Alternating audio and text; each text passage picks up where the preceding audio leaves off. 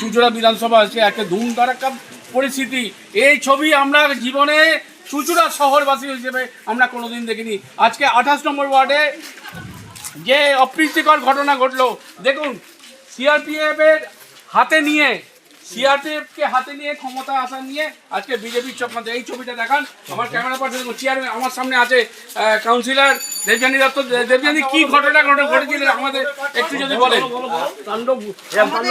দেখুন, শান্তিপূর্ণভাবে ভোট হচ্ছিল প্রত্যেক বছরের না, এবছরও শান্তিপূর্ণ ভোট হচ্ছে, কিন্তু সিআরপিএফ পুলিশগুলো ঢুকে হঠাৎ করে লাঠিচার্জ শুরু করে দেখুন কি অবস্থা। আমাদের 351, 346, 347 তিনটে বুথেরই আমাদের চেয়ার টেবিল ভাঙচুর করে। দেখুন ছাতা তুলে ফেলে দেয় ড্রেনের ওপাশে, একটু ক্যামেরাটা দেখাও। ছাতা ভেঙে তুলে দিয়েছে, সব ভেঙে দিয়েছে, এবং আমাদের যা ভোটার যা লিস্ট ছিল দেখুন ছিঁড়ে কুচি করে দিয়েছে।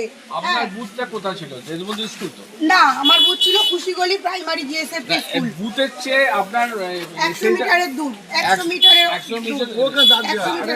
মিটারের দূর। ওরা বলছে যে 200 মিটারের মধ্যে বুথ করেছিল বলে আমরা ভেঙে দিয়েছি। না, 200 মিটার না, 100 মিটারের থেকে অনেক দূর আছে। ওদের যেখানে দাগ দেওয়া আছে তার থেকে এটা অনেক দূরে আছে। তার থেকে বড় কথা, আমাদের এখানে ওরা এসে আমাদের যারা নিরীহ ভোটার তাদেরকে কিন্তু ভয় দেখানো হচ্ছে, তাদের সামনে লাঠি তুলে ধরা হচ্ছে, লাঠি চার্জ করার হুমকি দেওয়া হচ্ছে, যার ফলে আমাদের ভোটাররা কিন্তু হচ্ছে। আমি কমপ্লেন জানিয়েছি, আমি আমাদের প্রার্থী দেবাংশু ভট্টাচার্যকে জানিয়েছি, ওনাকে জানিয়েছি, এবং আমি আমাদের থানাতে আমাদেরকে জানানো হয়েছে। তাদের উত্তর এখনো আমরা কিছু পাইনি, কিন্তু তারা বললো আমরা শীঘ্রই আমরা ঢুকছি এবং আমরা যথাযথ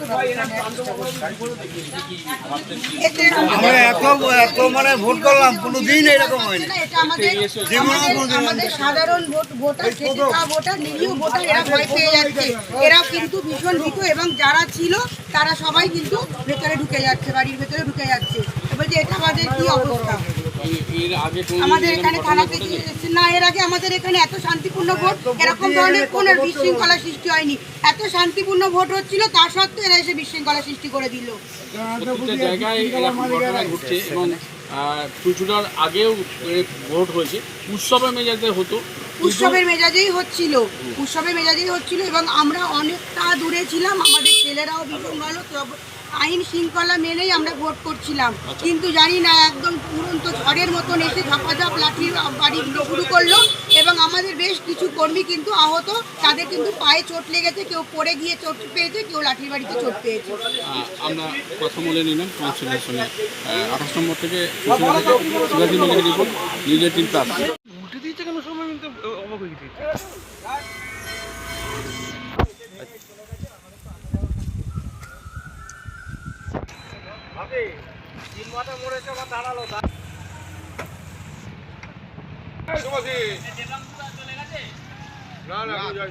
উৎসবের মেজাজটাকে ভঙ্গ করলো কেন্দ্র বাহিনী। আপনারা দেখুন চেয়ারটা কিভাবে ভেঙেছে, চেয়ারটাকে কিভাবে ভেঙেছে, এই চেয়ারগুলো কিভাবে ভেঙে। চারাবাগান স্কুলে ভোট হচ্ছে, এটা প্রায় 350 থেকে 400 কিলোমিটার দূরে আছে, কিন্তু ওদের রুলস আছে 200 কিলোমিটার। গতকালকে তাদের অর্ডার এসছে 200 কিলোমিটার বুথ করতে হবে, কিন্তু নিয়ম যা ছিল, নির্বাচন কমিশনের যা নিয়ম ছিল সেটা 100 মিটার, কিন্তু তারপরে গতকাল হয়ে এসেছে 200 মিটার। কিন্তু 200 মিটারে আমি একটু কর্মীদের সঙ্গে কথা বলে নেবো, এটা তো 200 মিটারের বাইরে ছিল। 200 মিটার কেন, এখান থেকে প্রায় 400 মিটার উপরে ওভার, তা সত্ত্বেও এরা এসে এরকমভাবে এসে কেন্দ্রীয় বাহিনী সব বুথও ভেঙেছে। ওখানে মানে লোক আমাদের কিছু মায়েরা ছিল, বোনেরা ছিল, আমরা ছিলাম, সবাই আমরা দূরেই ছিলাম, কোনো আমাদের জ্যাম করিনি আমরা। তা সত্ত্বেও এইভাবে এসে ভেঙে দিয়ে গেল, একদম মানে শান্ত পরিবেশ, শান্ত পরিবেশ ছিল, দিয়ে অশান্ত তৈরি করে দিয়ে গেল। এরকম কোনোদিন দেখা যায় না, উৎসবের মেজাজে ভোট হতো তো। হ্যাঁ, নিশ্চয়ই এখানে উৎসবের মেজাজে ভোট হতো, কিন্তু একটু এগিয়ে এসো। বিগত দিনে এরকমভাবে যে ভোট হওয়ার অভিজ্ঞতা আমাদের কারোই ছিল না। আমার জীবনে আমি কোনোদিন দেখিনি, আমরা প্রথম দেখলাম। তো এরা যেভাবে রয়েছে, আমাদের এই পাড়ার মা বোনেরা এরা ভয় পেয়ে যাচ্ছে। এটা তো ভোটের জানি না পাড়ার গলিতে বন্ধু ঢুকে যাচ্ছে। এভাবে তাদের ইয়ে করাটা ঠিক হচ্ছে কি না। অভিযোগ করছে বিজেপিরা যে আজকে 15 নম্বর ওয়ার্ডে যে বুথেরা ছিল সেই বুথে নাকি হ্যাভক গ্যাদারিং ছিল, তার কারণে বিজেপি এবং কট ব্লকের ক্যাম্প ভাঙচুর হয়েছে এবং তারপরে তৃণমূলের ক্যাম্প ভাঙচুর হয়েছে। ঘটনাটা কি ঘটেছে? দেখুন, সকালবেলা থেকে সকাল 8:15 থেকে খুব সুন্দরভাবে ভোট হচ্ছিল, সকাল অবধি কোনো সমস্যা ছিল না, সাধারণ পাবলিক ভালোভাবে ভোট দিচ্ছিল। হঠাৎ করে সেন্ট্রাল পুলিশ এসে আমাদের 13টা বুথের মধ্যে প্রায় ধরুন সবকটা বুথেই ওরা প্রথমে একবার করে রিমাইন্ড দিয়ে গেল, এসে বললো যে আপনারা এক্ষুনি সরিয়ে দিন। আমরা বললাম যে দেখুন আমরা 200 মিটারের বাইরে আছি, আমাদের কোনো সমস্যা নেই, বলে আমরা দেখে নেব। তারপর আমরা নিজেরা সব করে গেছি, আমাদের লোকজনও ছিল না, একটা টেবিল ছিল, 2টো করে মানুষ ওখানে বসেছিল, কোনো ফ্ল্যাগ হোস্টিংও তখন ছিল না। ওরা এসে হঠাৎ করে 5-6 জন মিলে এসে থামলো এখানে, এসে আমাদের টেবিল চেয়ার আছাড় মেরে, যাকে বলে নারকীয়ভাবে টেবিলে একদম পাঁচিলে বাড়ি দিয়ে আমাদের টেবিল চেয়ার ফ্ল্যাগ সব কিছু ভাঙলো। ভাঙার পর মহিলাদের, পুরুষরা এসেছিল, কোনো মহিলা সিআরপিএফ আসেনি, পুরুষ সিআরপিএফ এসেছিল, তারা আমাদের মহিলাদের লাঠি উঁচিয়ে বন্দুক নিয়ে তাড়া করেছে। মানে এরকম নারকীয় বর্বরতা ইলেকশন কমিশন বিজেপির কথা মতো চলছে, এইটা থেকে আজকে প্রমাণ। পাশাপাশি আমাদের এখানে বিজেপির ক্যাম্পও ছিল, ওরা বিজেপির ক্যাম্পের দিকে কোনো হাত বাড়ায়নি। আমরা তখন প্রতিবাদ করলাম, আপনারা শুধু কি তৃণমূলের ফ্ল্যাগ ইয়ে করবেন, ওদেরটা করবেন না? তখন ওদেরটা নামকাবাস্তা, ওদের টেবিলগুলো উল্টে ফেলে দিল, সিপিএমের টেবিলগুলো উল্টে ফেলে দিল। কিন্তু ওদের টার্গেটই ছিল যে 15 নম্বর ওয়ার্ড, বিশেষ করে যেহেতু এখানে আমাদের ইন্দ্রজিৎ দত্ত আমাদের কাউন্সিলর যেভাবে সুন্দরভাবে মানুষের পাশে থেকে থাকে সারা বছর, মানুষের ভোটটা করায়, সব কিছু থাকে, তাকে সাহায্য করতে বিজেপির কথা মতো তৃণমূল আপনার নির্বাচন কমিশনের যারা সিআরপিএফে আওতাভুক্ত আছে, তারা এদের ওপর আমাদের যারা সদস্য ছিল তাদের ওপর নারকীয়ভাবে অত্যাচার মতো করেছে। এর তীব্র ধিক্কার আমরা জানাই। আমাদের প্রার্থী দেবাংশু ভট্টাচার্য আমাদের মধ্যে এসেছেন, উনি ব্যাপারটা দেখছেন। আজকে যেইভাবে ভাঙচুর হয়েছে, আমি অর্ণবকে একটু এগিয়ে আসতে বলি, যেইভাবে ভাঙচুর হয়েছে 15 নম্বর ওয়ার্ডে কাউন্সিলরকে পেয়ে গেছি আজকে। দেখো 27, 28, 29 এর আগে আমরা চিত্রটা দেখিয়েছি। এবারে চিত্রটার পর থেকে ভয় পেয়ে গেছে মানুষ, যেভাবে বেরিয়েছে ওরা দিশে না পেয়ে সেন্ট্রাল ফোর্সকে কাজে লাগিয়ে তৃণমূলের দেখে দেখে তৃণমূলের ক্যাম্পগুলো করেছিল। পরবর্তীতে আমাদের প্রার্থী অবজেকশন করায় 15-2 টাকা ভেঙেছে, কিন্তু সেদিকে নজর নেই, সেদিকে নজর নেই ওদের। যে মানুষ দীর্ঘক্ষণ লাইনে দাঁড়িয়ে আছে সে সমস্ত যেখানেই তৃণমূলের ক্যাম্প অফিস দেখছে এই ক্যাম্পগুলোকে ভেঙে দিচ্ছে। তৃণমূলের সিম্বল যেখানে দেখছে সেখানেই ক্যাম্পগুলোকে ভেঙে দিচ্ছে।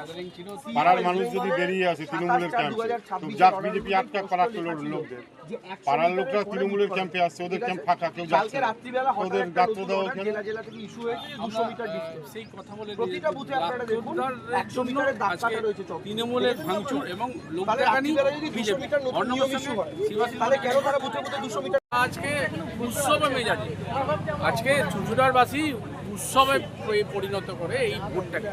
দল মিশে কিছু দেখা না, তাদেরকে মায়েদের সঙ্গে একটুখানি কথা বলে নেবো। যারা আজকে যে উৎসব চলছে, উৎসবে মেজাজে যারা আজকে ভোট করতে পজিশন আছে, এই দেখো ছিঁড়ে প্রতি ছিঁড়ে দিয়ে এই ছেঁড়া অংশটা দেখো, এই দেখো ছিঁড়ে দিয়েছে, ঠিক আছে। এবং যারা উৎসবে মেজাজে ভোট করছে সকাল থেকে, বলবেন আজকে উৎসবটাকে ভঙ্গ করে এইগুলো ক্যাম্পের বাইরে রাখবে, আর এখানে দুজন বসবে, ভেতরে বসে রাখবে। এমনি পড়ে থাকে, কেউ হাত দেয় না।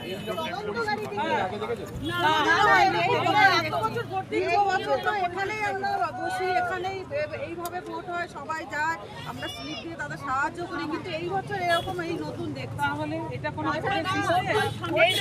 400 মিটার দূরে, 400 মিটার দূরে এটা এখানে আমরা বসেছি, যে এখানে মাত্র 2 জন বসা ছিল, আর আমরা আমাদের বাড়ির সামনে সব বসা ওই তো গলির মধ্যে অনেক, সেইখানে পর্যন্ত যে তারা সেখানে চেয়ার হয়ে গেছে।